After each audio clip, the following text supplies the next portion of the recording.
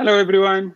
My name is always Asmal. Welcome to another episode of Tooways to Skin a Cat, a show where we talk career experiences, entrepreneurship, and investments. The main aim is to show that there's more than one way to be successful other than climbing the corporate ladder. We are live on LinkedIn and YouTube, and the show will be available on podcast by tomorrow morning. Don't forget to like, subscribe, and click on that notification bell to get automatically notified when the next episode comes out. If you are joining us live, drop a 1 in the comments so that we know we're not talking to ourselves. And if you're watching the recording, drop a 2 in the comments. My guest for this week is actually a follow-up guest. And it's one of those when I said we talk career experiences. Today we're talking career experiences. My guest is Chantal Potgieter, Senior in Charge at SAPRO, who recently traveled to South America while still working in audit. Chantal, thanks again for joining me. Thank you very much for inviting me back, Tooways. Let's jump straight into questions. So, for those who might have missed your interview last year, briefly tell us your story and where you come from and outside of work. Who is Chantal Potgieter? Okay, well, I'm Chantal Potgieter. I'm Senior in Charge at SAPRO. I'm currently based with a US firm, and I love auditing, so I'm that person that doesn't plan on leaving audit pretty soon. Outside of work, I am a family person. I have 2 cats and I love to travel. It's one of my great passions in life. That's brief but good. Also, I see you're senior in charge now. When I met you last time, you were senior audit consultant. So congratulations on your promotion. Thank you. Explain to us the difference quickly. Basically, as a senior in charge, I get to lead more audits. I get to lead the teams, do resource planning, review more working papers than I would have as just a normal senior consultant. It's basically, I think the other word for senior in charge we kind of deliberated was kind of like assistant audit manager. So it's taking more being in charge of the teams, and it's something that I really enjoy doing. So I'm very glad to be able to be in this position again. Oh, amazing. Well done. But let's jump into the meat of why we're speaking to you today. So give us a bit of background of why you went overseas. Okay. So I was planning on going to South America, Brazil specifically, because my sister lives in Brazil with her husband. They work in Brazil, and she left in September. And we made a pact when she left that we would get together every 4 months, whether it's me going to Brazil or her coming to South Africa to see me. And basically, I wasn't supposed to go to Kenya first, but as I was finalizing my plans to go to Brazil, Omicron kind of hit the news and hit this, you know, and everybody banned South Africa for traveling, and my heart broke. I was at an event that day, and I just couldn't even muster up a smile to pretend to be happy to be at this event.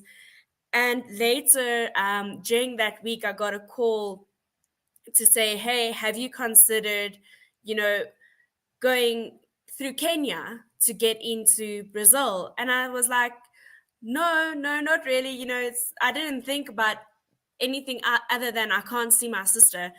So I went to Kenya for 2 weeks, and then I went to Brazil for 2 months. I visited my sister. I went a little bit, did my own thing to explore Brazil a little bit, and I loved every moment of it. So does that mean you went Kenyan Airways both ways? Um, I went Ethiopian Airways to get to Kenya, and then from Kenya, I used Qatar to get to Brazil. Oh, okay. Nice. So you did the round trip, but you got there in the end. And I mean, it sounds like you were there for quite a while. So how did your employer react to you wanting to go overseas, and how were you able to work and travel at the same time? In all honesty, it was actually their idea, specifically Dario's idea. I would never have thought of working in another country remotely, until he asked me one day, "Have you considered working a portion of busy season in Brazil?" And I was like, "No, not really."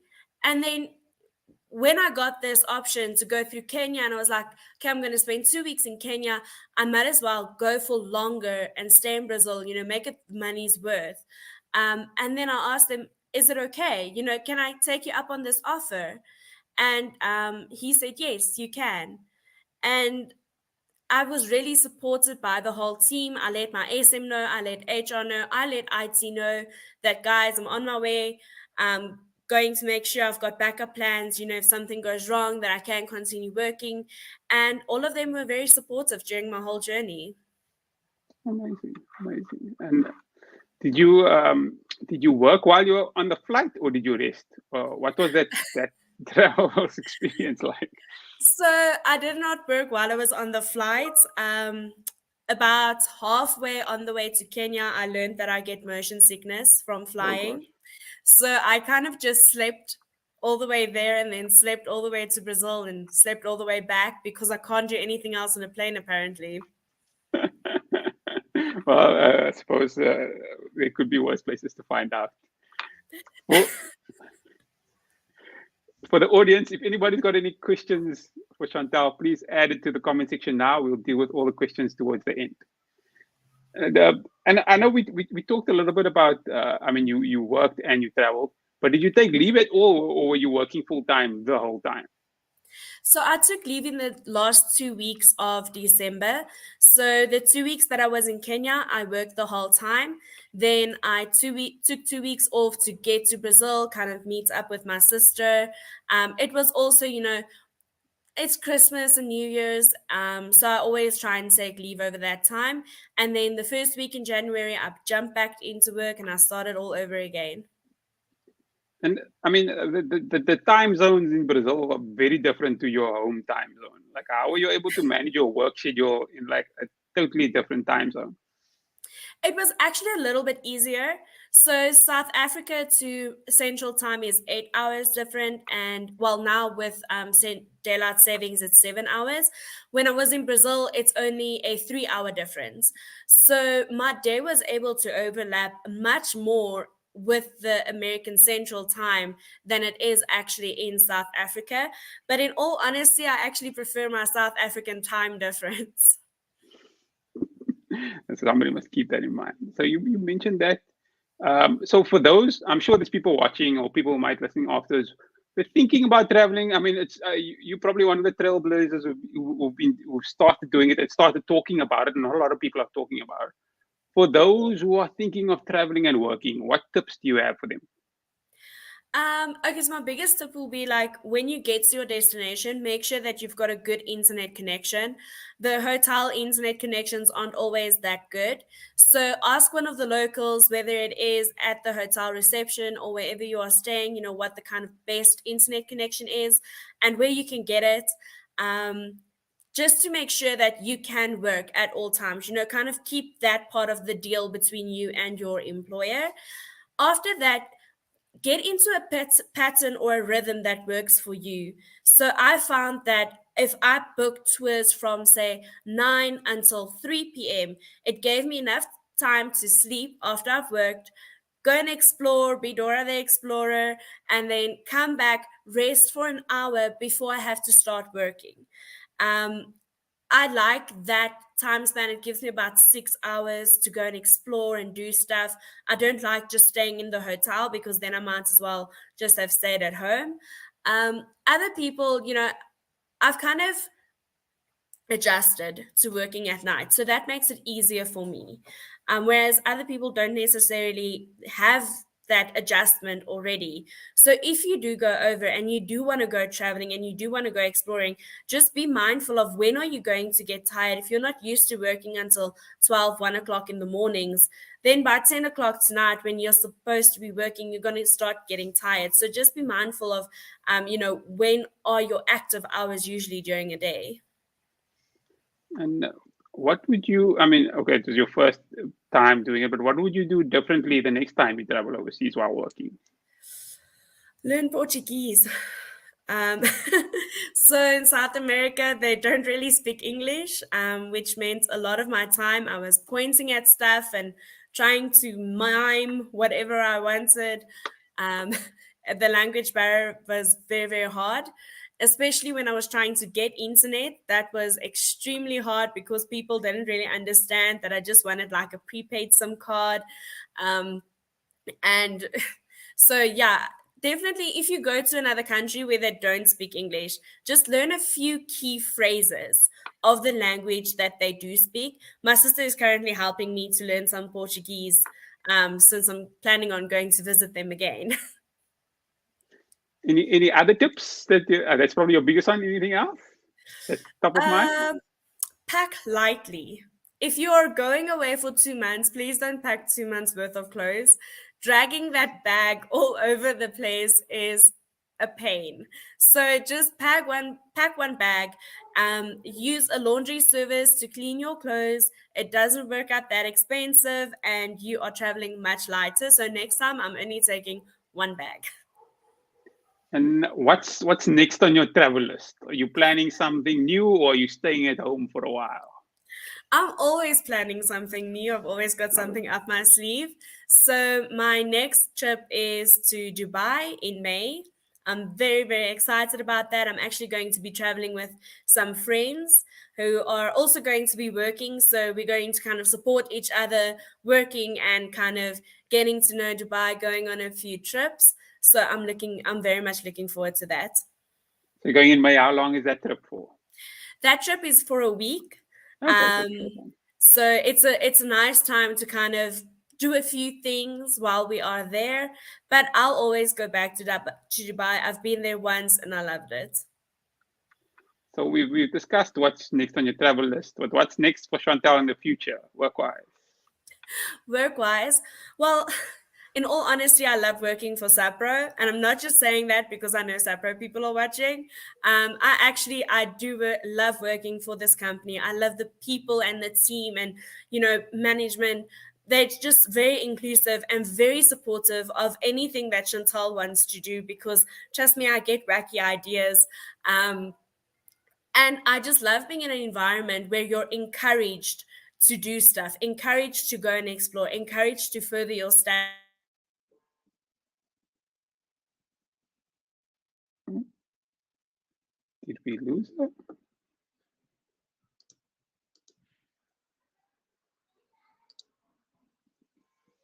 Looks like we might have lost her.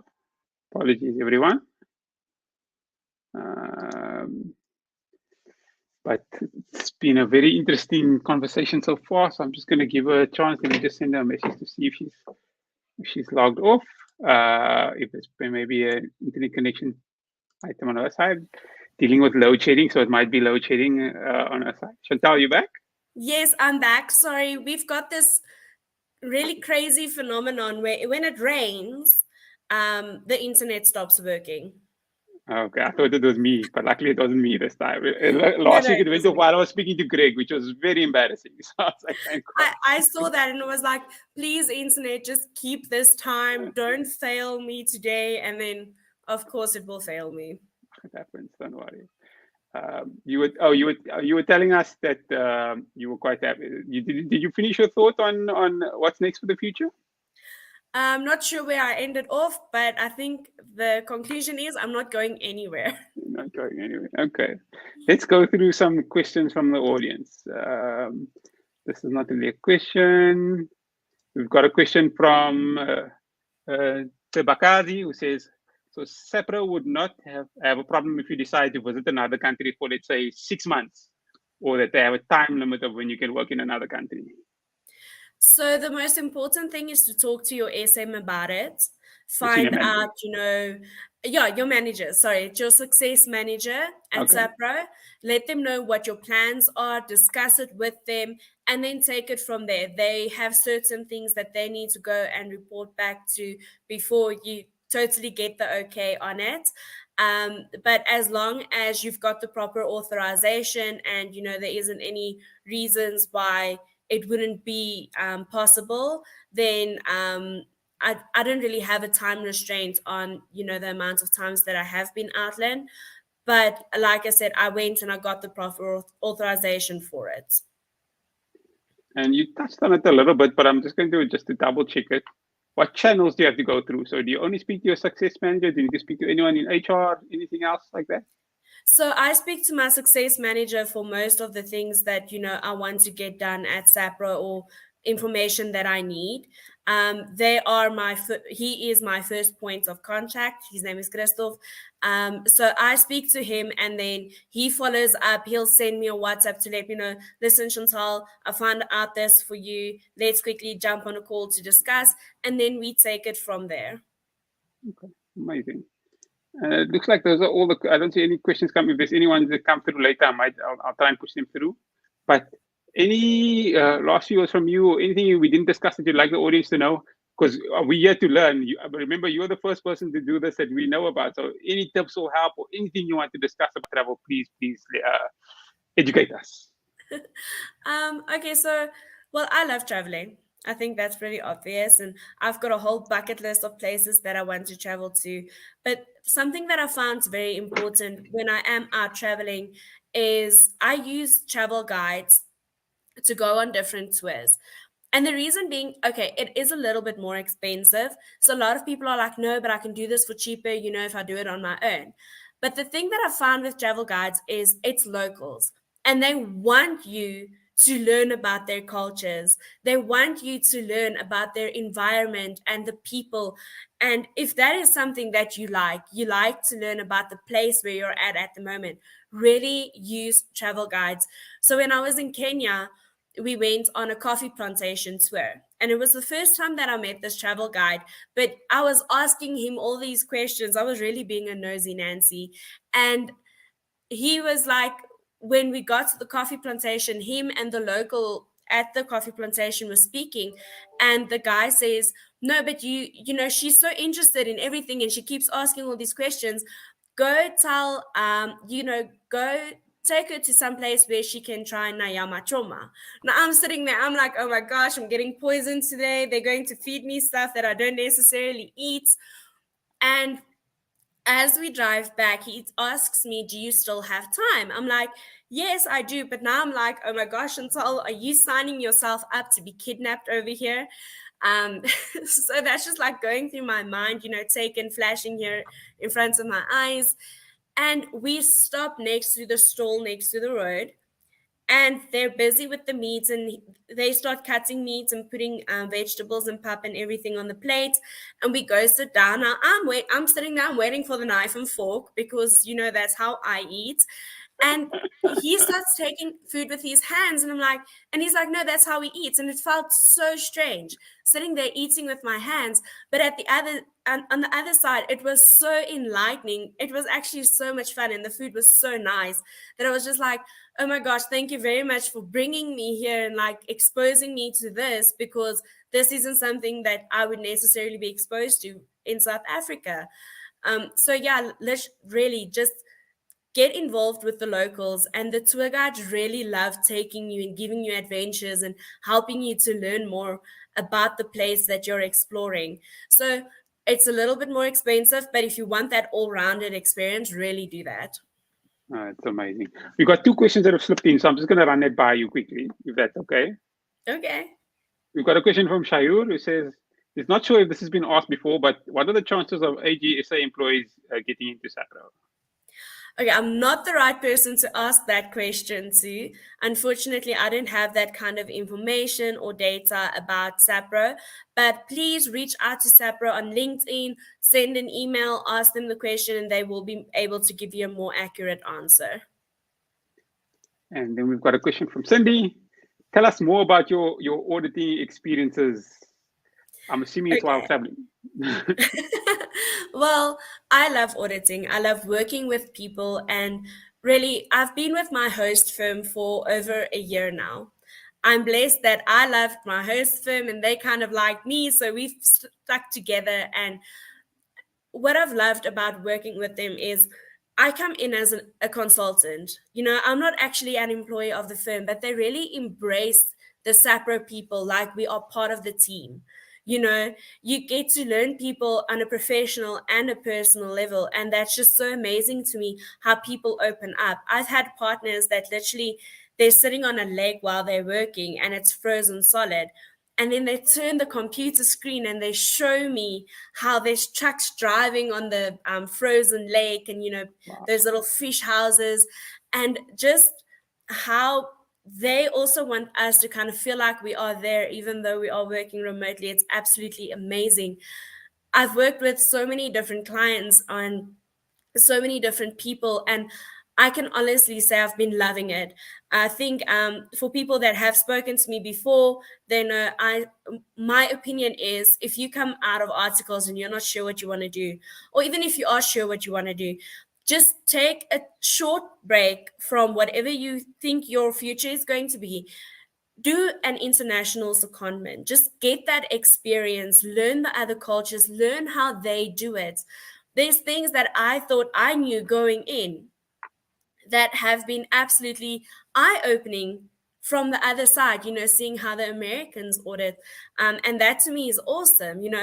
I've come to the conclusion that we really like to over document in South Africa, where we could really just scale it down and get to the same conclusion if we just review a little bit more conservatively or write a little bit more conservatively. So that to me has been an amazing journey. And I went from a position where they didn't really know what I could do. So I got bank the first time. And, for somebody that's come out of articles, you did bank 3 years ago.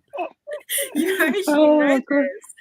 And I was like, guys, I can do more than bank. And I was like, okay, I'm going to prove to you I can do more than bank. And slowly they started giving me harder sections and harder sections. And I realized, but wait a minute, she can do more than just bank. And by the mid of last year, they started giving me stuff I'd never worked on before. And the first time it happened, it was scary, in all honesty. But they were there. They just said, you know what, we don't expect you to know everything. We know that you're working with GAP and not IFRS, and it's not something that you necessarily are comfortable with. Ask us if you've got questions. And then me sitting there, I'm like, I don't want to ask them questions. Just now they think I can't do this. But the team is really so encouraging and helping you to develop within their own team, and this isn't then just coming from SAPRO, this is coming from the host firm. And after that first try, they've just been giving me harder and harder stuff, and I'm loving it because I'm learning all of these new things. And it just shows that they trust me, and they trust me as a SAPRO consultant. And obviously I must be representing, because otherwise they wouldn't be giving me all of this work. But it's a lot of fun, and I've been loving every moment of my audit experience with SAPRO. No, that's amazing. I'm going to slip in one last, promise you it's the last question. Last question from Tibakazi, who says, was it not scary learning US GAAP? Is it not challenging? No, not really. So there's a lot of overlapping principles between US GAAP and IFRS. And the small little differences that there are, you get training on beforehand. So SAPRO doesn't just kind of throw you into the deep end and say swim. Before you start your journey with your host firm, you get training. They show you some of the common differences between GAAP and IFRS that you might find it, that they want you to know about. That really helps. But also what I found is, if there is something that's different from what I'm used to with IFRS, I ask them, listen, I'm used to it being this way with IFRS. Is this allowed under GAAP? And then they'll answer me, yes, it is allowed under GAAP, and because X, Y, Z. And that really also helps me to then understand, what point they are coming from. So that gap isn't actually that scary, and it's manageable, if I can say it that way. Okay, no, that's a great way to end. And loving the questions that have come through, but we'll have to cap it there. The show has been live on YouTube and should be available on podcast by tomorrow. If you're watching on YouTube or listening on the podcast and you feel it's added value, don't forget to like, subscribe, and click on that notification bell so that you get automatically notified when the next episode comes out. Chantal, thank you so much for sharing your story with us. Thank you very much for inviting me back. Thanks everyone for joining us for another episode of Tooways to Skin a Cat.